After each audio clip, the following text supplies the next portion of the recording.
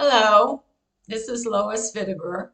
I'm going to read an essay from my book, Lois's Little Essays. The essay is called Downsizing is My Game. And it begins with a quote from Queen Elizabeth II. I have to be seen to be believed. Our yearly church rummage sale inspires me. For one thing, I am a declutterer and proud of it. Therefore, I'm glad to have an official excuse to go through my house, tossing out the unneeded and unwanted.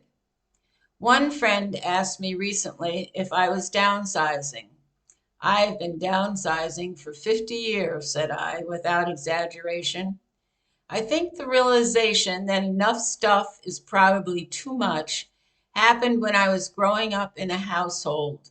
My dad was a civil engineer in charge of overseeing airport construction throughout the Northeast. His responsibilities took about a year each time, and departure time to the next location always seemed rushed. I kept my bedroom drawers neat and tidy, so when word came to me move on, I was ready in minutes to throw my belongings into the nearest box and trek on to the next adventure. Moving around stopped 30 years ago, but I'm still culling out my belongings. When our rummage sale was announced, I dug deeper. Using the adage, if you haven't used it in a year, toss, I took it at its word.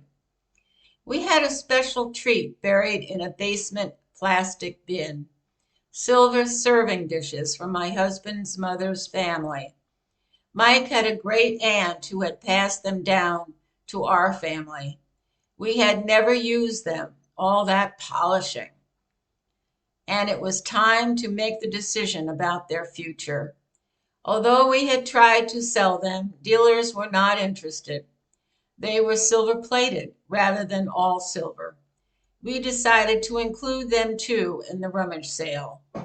The event is well organized. Each of the rooms off the main hallway of the church is dedicated to particular items: household, books, and children's items. So the night before the sale, I set my treasures along with the others. The silver shone more elegantly than the household items that surrounded them. Maybe that was a good thing. The large round serving plate with 3 feet supporting it, the candy dish, and the cookie tray would stand out to a discerning buyer. I could only hope. The next day, I could not resist going to visit them. Did someone pick them up to give them a new home? After poking around in some of the other rooms, I entered the one marked household, then slowly made my way around the table until I spotted my silver beauties and realized they had an audience. With the jeweler's magnifying glass in one eye, a man held the silver tray in his hand and was reading the writing on its back. The two other pieces were piled on top of one another nearby. I stood transfixed at his elbow. He paid me no mind. Should I interrupt his concentration to tell him the family story?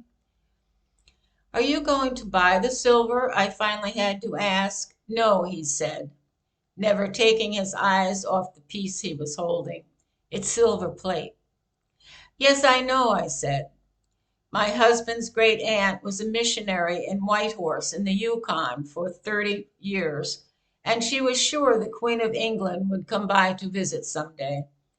She collected the silver serving plates so she would have them to serve with. An hour later, after seeing the rest of the sale, I returned to the spot where the silver had been. Only one was left. The big tray and the candy dish were gone. Someone had indeed given them a new home. Perhaps the man with the eyepiece liked our family story. I neglected to tell him the Queen never did show up. Thanks for listening and hope you enjoyed it.